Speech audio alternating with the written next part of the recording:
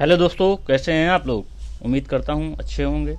चलिए हम लोग वृद्धि और विकास का जो क्वेश्चन की श्रृंखला कर रहे थे उसको आगे बढ़ाते हैं। ये आपका पार्ट 3 वीडियो है।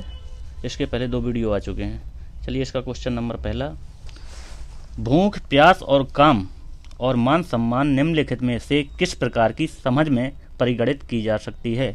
इसका ऑप्शन ए अभिप्रेरक, बी अभिप्रेरणा, सी अभिवृत्ति, डी अंतर्दृष्टि। इसका आपका राइट आंसर होगा अभिप्रेरक, ऑप्शन नंबर ए। अभिप्रेरक जो होता है, अंतर्नोद ड्राइव को हुई आज मनोवैज्ञानिक शब्दावली में अभिप्रेरक कहते हैं। अभिप्रेरणा जो होती है उसको मोटिवेशन के बारे में वुडवर्थ ने जैसा कि कहा भी है कि अभिप्रेरणा से योग्यता का विकास होता है।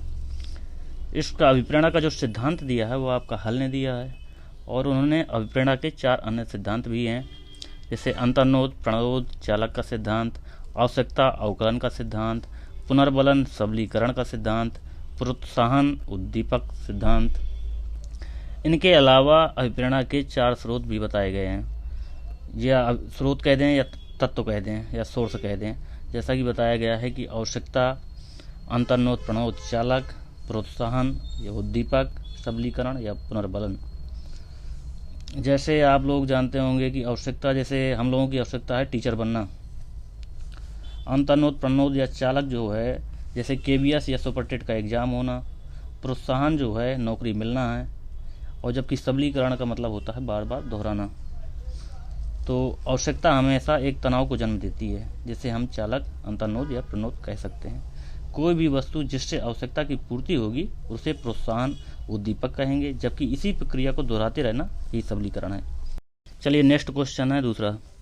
इसमें है, एक विद्यार्थी की मानसिक असंतुलन के समाधानार्थ अपनाई जाने वाली अभिप्रेरक को मनोविज्ञान में क्या कहा जाता है। Option A homeostasis, option B osmosis, option C symbiosis, option D synthesis. इसमें क्वेश्चन आपसे जानना चाहता है कि यदि कोई विद्यार्थी मानसिक रूप से असंतुलित अर्थात अपंग है तो उसके इस विकार के समाधान के लिए अपनाई जाने वाली मोटिव्स मतलब क्या होंगी, मनोविज्ञान में इनको क्या कहा जाता है। तो इसका आपका राइट आंसर होगा होम्योस्टेसिस। होम्योस्टेसिस जो है, इस शब्द का प्रयोग मनोविज्ञान में जब व्यक्ति विशेष का अपनी आवश्यकताओं की पूर्ति के लिए के संदर्भ में मानसिक संतुलन बिगड़ने लगे तो इस असंतुलन को दूर करने के लिए किया जाता है। नेक्स्ट क्वेश्चन है आपका तीसरा, अभिप्रेरणा की मापक निम्नलिखित में से कौन है। ऑप्शन ए निरीक्षण विधि, ऑप्शन बी प्रयोगशाला विधि, ऑप्शन सी व्यक्तित्व परीक्षण विधि, ऑप्शन डी उपरोक्त सभी। इसका आपका राइट आंसर होगा उपरोक्त सभी, क्योंकि अभिप्रेरणा जो मापक की विधियां हैं ये सभी हैं, निरीक्षण विधि, प्रयोगशाला विधि, व्यक्तित्व परीक्षण विधि। अभिप्रेरणा के मापन हेतु जो है ये सभी विधियां, जो निरीक्षण विधि हो गई, प्रयोगशाला विधि हो गई, व्यक्तित्व व व्यवहार की परीक्षण विधि हो गई, मानकीकृत परीक्षणों का प्रयोग, ये सभी किया जाता है। इनकी सहायता से अभिप्रेरणात्मक व्यवहार जैसे उपलब्धि, अभिप्रेरणा स्तर का मापन भी काफ़ी अच्छे ढंग से किया जाता है। नेक्स्ट क्वेश्चन है आपका 4, निम्नलिखित में से किसे अधिगम की कुंजी कहा गया है। ऑप्शन ए अभिप्रेरणा, ऑप्शन बी पुनर्बलन, ऑप्शन सी अभिप्रेरक, ऑप्शन डी चालक। तो इसका आपका राइट आंसर होगा अभिप्रेरणा। अधिगम की कुंजी अभिप्रेरणा है। जैसा कि स्किनर महोदय ने भी कहा है कि अभिप्रेरणा अधिगम का सर्वोत्कृष्ट मार्ग है। विद्यार्थियों को अभिप्रेरित करने के लिए हम उनके अनेक सिद्धांतों का प्रयोग करते हैं, जैसे हो गया अधिगम हेतु तत्परता, सक्रिय भागीदारी, रुचि तथा ध्यान बनाए रखना, लक्ष्य एवं उद्देश्यों की निश्चितता, स्पष्टता, उपयुक्त शैक्षिक वातावरण उपलब्ध कराना, उचित प्रोत्साहन, इसके अलावा उपयुक्त पुनर्बलन देना आदि। नेक्स्ट क्वेश्चन आपका 5वां है, कक्षा कक्ष के अंतर्गत अभिप्रेरित बालकों को अधिगम हेतु करने के लिए निम्नलिखित में से किन विधियों को अपनाया जाता है। इधर आपका अधिगम हेतु सक्रिय करने के लिए है क्वेश्चन में, ठीक है। इसका आपके ऑप्शन है ए नए ज्ञान को पुराने ज्ञान से जोड़ना, ऑप्शन बी प्रशंसा दंड प्रतिस्पर्धा विधि, ऑप्शन सी बाल केंद्रित एवं सहायक सामग्री विधि, ऑप्शन डी उपरोक्त सभी। इसका आपका राइट आंसर होगा उपरोक्त सभी, क्योंकि इनके अलावा भी आपका देखते हैं कि अभिप्रेरित बालकों को अधिगम हेतु सक्रिय करने के लिए हम और भी उपायों को अपना सकते हैं। ये उपाय तो स्वाभाविक हैं। इसके अलावा जैसे परिणाम एवं प्रगति का ज्ञान, प्रशंसा एवं आलोचना, पुरस्कार एवं दंड प्रतियोगिता करके, सहयोग का समुचित प्रयोग करके, उचित दृष्टिकोण देकर, इसके अलावा अधिगम संबंधी उचित परिस्थितियां एवं वातावरण का निर्माण करके। नेक्स्ट क्वेश्चन है आपका 6वां। अभिप्रेरणात्मक क्रियाओं को सम्यक दिशा देने वाले कारक हैं। ए आवश्यकताएं, नीड्स, बी चालक एवं अभिप्रेरक, सी प्रोत्साहन, डी उपरोक्त सभी। इस क्वेश्चन का आपका आंसर राइट होगा उपरोक्त सभी। इस क्वेश्चन की व्याख्या मैंने आपको फर्स्ट क्वेश्चन में करवा दी है। चलिए अब बढ़ते हैं नेक्स्ट क्वेश्चन में। नेक्स्ट क्वेश्चन है आपका 7। अभिप्रेरणा एवं आवश्यकता से संबद्ध प्रसिद्ध सिद्धांत नीड हायरार्की थ्योरी के जनक कौन है? ऑप्शन ए है Abraham Maslow, option B Goldenberg, option C Kurt Lewin, option D RB Cattell. तो इस क्वेश्चन का आपका राइट आंसर है अब्राहम मैस्लो। जैसा कि आप जानते हैं कि इनके सिद्धांत को अन्य नामों से भी जाना जाता है, जैसे मांग आपूर्ति सिद्धांत, आत्मीकरण का सिद्धांत, पदानुक्रमित सिद्धांत, नाभिकीय आवश्यकता का सिद्धांत, मानवतावादी सिद्धांत, स्वयथार्थीकरण का सिद्धांत। जबकि इन्होंने अपने सिद्धांत में प्रथम स्तर पर शारीरिक आवश्यकताओं जैसे भोजन पानी को स्थान दिया है, जबकि दूसरे स्तर पर सुरक्षा, तीसरे स्तर पर स्नेह प्रेम लगाव और चौथी अवस्था पर प्रतिष्ठा या सम्मान को रखा है। जबकि सबसे ऊपर के स्तर पर आत्मसिद्धि आत्म अभिव्यक्ति को रखा है। यह एक बौद्धिक स्तर है जिसे हर कोई प्राप्त नहीं कर सकता। इन्होंने बताया कि हम सभी निचले स्तर की आवश्यकताओं में ही लगे रहते हैं। नेक्स्ट क्वेश्चन है आपका 8वां। ओरल, एनल, फैलेक, लेटेंसी एवं जेनिटल जैसे पदों का प्रयोग सिगमंड फ्रायड ने निम्नलिखित में से किस प्रकार के व्यक्तित्व प्रकार को स्पष्ट करने हेतु किया है? ऑप्शन है ए मनोलैंगिक अवस्था, ऑप्शन बी मनोदैहिक अवस्था, ऑप्शन सी मनोविश्लेषण अवस्था, ऑप्शन डी मनोगामक अवस्था। इसका आपका राइट आंसर होगा मनोलैंगिक अवस्था, ऑप्शन ए। क्योंकि व्यक्तित्व के विकास को फ्रायड ने जो है मनोलैंगिक अवस्थाओं अर्थात साइकोसेक्सुअल स्टेज के माध्यम से समझाने का प्रयास किया है। उन्होंने बताया है कि काम सुख बालकों को कैसे मिलता है तथा बालक 5 अवस्थाओं से गुजरकर विकास की ओर पहुंचता है। जैसे इन्होंने 5 स्टेज में पहली स्टेज है इनकी द ओरल स्टेज, जिसमें शिशु की उम्र 2 वर्ष होती है। सेकेंड है द एनल स्टेज, गुदा एवं मूत्रीय मार्गीय अवस्था, जो कि 2 से 4 वर्ष होती है। थर्ड है इनकी पहले स्टेज लिंग अवस्था, जो होती है आपकी 4 से 6 वर्ष। फोर्थ है द लेटेंसी स्टेज, सुप्तावस्था, जो कि 7 वर्ष से किशोरावस्था के आगमन तक होती है। जबकि 5वीं भी है जिसको कहते हैं जनन अवस्था। नेक्स्ट क्वेश्चन है आपका 9वां क्वेश्चन जो है, यौन व लैंगिक व्यवहार की अपेक्षा अभिप्रेरक पावर मोटिव को व्यक्तित्व का शक्तिशाली कारक किस मनोवैज्ञानिक ने माना है? Option A Adler, option B Carl Jung, option C Bruner, option D Freud. इसका आपका राइट आंसर है एडलर। जैसा कि आप जानते हैं कि फ्रायड ने व्यक्तित्व के विकास में मनोलैंगिक अवस्थाओं को प्रमुख माना है, जबकि एडलर ने फ्रायड के यौन व्यवहार केंद्रित व्यक्तित्व की आलोचना की है। इन्होंने बताया है कि मानव व्यवहार के संचालन तथा व्यक्तित्व निर्माण में अभिप्रेरक अर्थात पावर मोटिव का ही योगदान रहता है। जबकि कार्ल जंग ने मानव मन को 3 भागों में बांटा है, चेतन मन, अवचेतन मन, सामूहिक अवचेतन मन। इन्होंने बताया है कि व्यक्तित्व और व्यवहार को दिशा प्रदान करने में आत्म अभिव्यक्ति नामक अभिप्रेरक कार्य करता है। चलिए नेक्स्ट क्वेश्चन 10वां। मनोवैज्ञानिक जंग ने व्यक्तित्व की संरचना में किस निर्णायक तत्व की भूमिका सर्वाधिक स्वीकारी है? Option A power motive, option B libido, option C sex, option D creativity. इसका आपका राइट आंसर है लिबिडो। जब लिबिडो का जो अर्थ होता है वो होता है जीवनी शक्ति। इन्होंने बताया है कि व्यक्तित्व की संरचना में जीवनी शक्ति का विशेष योगदान होता है। यदि इस जीवनी शक्ति का प्रवाह सामान्य रहता है तो व्यक्ति का व्यक्तित्व समान, और यदि यह प्रवाह असमान हो जाता है तो उसका व्यक्तित्व असमान हो जाता है। इसके अलावा इन्होंने यह भी बताया है कि यदि समान होने की अवस्था में जीवन शक्ति का प्रवाह अंदर की ओर होता है तो व्यक्तित्व अंतर्मुखी होता है, यदि बाहर की ओर होता है तो बहिर्मुखी बन जाता है। नेक्स्ट क्वेश्चन है आपका 11वां। मन की संरचना एवं उसके व्यवहार को इड ईगो के रूप में किस मनोवैज्ञानिक ने वर्गीकृत किया है?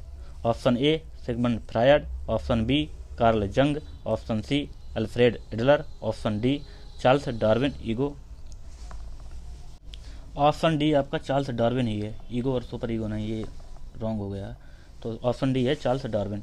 इसका आपका राइट आंसर होगा सिगमंड फ्रायड, क्योंकि सिगमंड फ्रायड ने ही व्यक्ति के व्यक्तित्व के 3 भाग बताए हैं, इड, इदम, ईगो अहम और सुपर ईगो पर अहम, इन्होंने बताया है। इनमें जो इदम होता है ये अचेतन होता है, जबकि अहम जो होता है चेतन और अचेतन दोनों होता है, और पराअहम चेतन होता है। यदि पराअहम नैतिक कमांडर होता है जो नैतिक विकास को नियंत्रित करता है। नेक्स्ट क्वेश्चन है आपका 12। मनुष्य की क्रूर व पाशविक प्रवृत्तियों एवं भावनाओं का संग्रह जाना जाता है। ए इड, बी ईगो, सी सुपर ईगो, डी उपरोक्त सभी। इसका आपका राइट आंसर होगा इड, क्योंकि मानव मन के इस पक्ष में जो होता है कि व्यक्ति के व्यवहार और व्यक्तित्व से संबंधित पाशविक प्रवृत्तियां होती हैं और अनैतिक भावनाओं का संग्रह पाया जाता है। इसी के माध्यम से मनुष्य इंद्रिय जनित सुखों की खोज करता है। इसमें व्यक्ति अपनी इच्छाओं की तृप्ति के लिए वह किसी भी नियम अथवा रीति रिवाज का उल्लंघन कर सकता है। चलिए नेक्स्ट है आपका 13। इसमें है क्या करना है और क्या नहीं करना है, यह विचार प्रक्रिया निम्नलिखित में से किस विषय वस्तु से संबंधित है। Option A id, option B ego, option C super ego, option D उपरोक्त सभी। इसका आपका राइट आंसर होगा ईगो, क्योंकि यदि इड को अपनी इच्छा पर ही छोड़ दिया जाए अगर, तो इसका परिणाम बड़ा दुखदायी होता है, क्योंकि इड के असामाजिक व नियम विरुद्ध कार्यों को रोकने के लिए ईगो ही पुलिसमैन का कार्य करता है। व्यक्ति द्वारा क्या किया जाना चाहिए क्या नहीं, यह इसके द्वारा निश्चित किया जाता है। मनुष्य की कौन सी इच्छाओं की कैसे और कितनी संतुष्टि होनी चाहिए, यह इसी के द्वारा तय किया जाता है। नेक्स्ट क्वेश्चन है आपका 14वां। वास्तविकता का परवाह न कर नैतिकता व आदर्श पर जोर देना कहलाता है।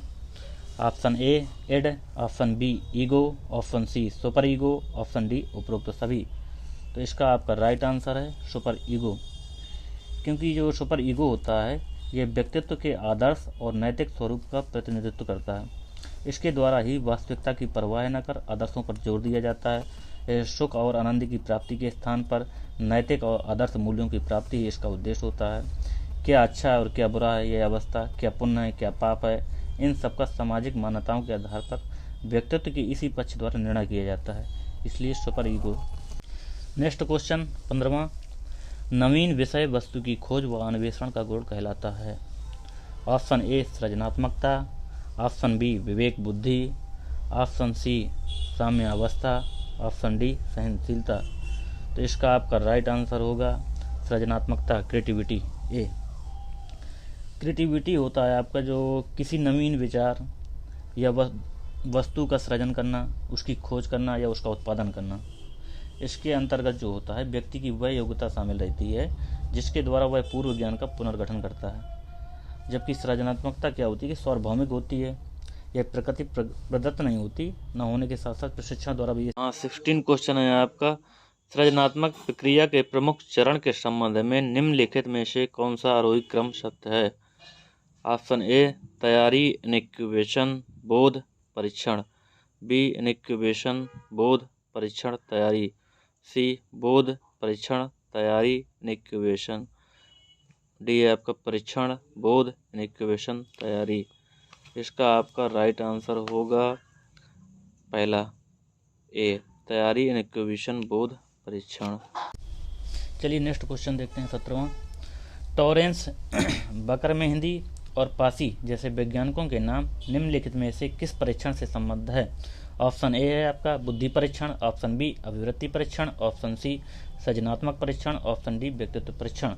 इसका आपका राइट आंसर होगा सृजनात्मक परीक्षण, क्योंकि सृजनात्मक बालकों की पहचान हेतु 2 प्रकार के साधनों जैसे सृजनात्मक परीक्षण और सृजनात्मक व्यवहार को जांचने के लिए इनका उपयोग किया जाता है। जैसे टॉरेंस के सृजनात्मक चिंतन परीक्षण, बकरमेहंदी सृजनात्मक चिंतन कहा जाता है, पासी सृजनात्मक परीक्षण आदि ये प्रमुख हैं। चलिए नेक्स्ट क्वेश्चन है आपका 18वां। निम्नलिखित में से कौन सी प्रक्रिया सृजनात्मकता को प्रोत्साहन करती है। ऑप्शन ए है मानसिक उद्वेलन, ब्रेन स्टॉर्मिंग। ऑप्शन बी है स्वतंत्र एवं मौलिक चिंतन, free and fundamental thinking. Option C है सिद्ध करने की क्षमता, प्रूव्ड कैपेसिटी। ऑप्शन डी है उपरोक्त सभी। इसका आपका राइट आंसर होगा उपरोक्त सभी, क्योंकि जो सृजनात्मकता, जो क्रिएटिविटी होती है, इसी के द्वारा किसी समूह विशेष से बिना किसी रोक टोक, आलोचना, मूल्यांकन या निर्णय की परवाह किए बिना किसी समस्या विशेष के हल करने के लिए विभिन्न प्रकार के विचारों एवं संसाधनों को प्रस्तुत करने के लिए कहा जाता है। जैसे विचार विमर्श, उचित हल, समस्या समाधान को तलाशना, ये सब चीज़ें इसमें आती हैं। चलिए नेक्स्ट क्वेश्चन है आपका 19। सृजनात्मकता को प्रोत्साहित करने से संबद्ध संप्रत्यय उपलब्धि मॉडल के वैज्ञानिक हैं। ऑप्शन ए पियाजे, option B Allport, option C Bruner, option D Cattell. इसमें से आपका राइट आंसर है ब्रूनर, क्योंकि ब्रूनर का जो संप्रत्यय उपलब्धि प्रतिमान संप्रत्यय को ग्रहण करने के अलावा बालकों को सृजनशील बनाने में सहयोग देता है यह मॉडल। नेक्स्ट क्वेश्चन है आपका 20। निम्नलिखित में से कौन सा छोटे बच्चों की वृद्धि के लिए एक विकासात्मक डोमेन नहीं है? ऑप्शन ए मनोवैज्ञानिक डोमेन, ऑप्शन बी संज्ञानात्मक डोमेन, ऑप्शन सी भाषा डोमेन, ऑप्शन डी सामाजिक डोमेन। इसमें से आपका राइट आंसर होगा मनोवैज्ञानिक डोमेन, क्योंकि संज्ञानात्मक डोमेन जो होता है जानकारी, सीखना और प्रसंस्करण करना। भाषा डोमेन जो होता है दूसरों के साथ संवाद करने के लिए। सामाजिक डोमेन खुद को पसंद करना, दूसरों के साथ मिलना, सीखना। ठीक है फ्रेंड्स, अब इसको यहीं पर समाप्त करते हैं और आगे इसी श्रृंखला को आगे बढ़ाते हुए कंटिन्यू करेंगे। Okay, thanks.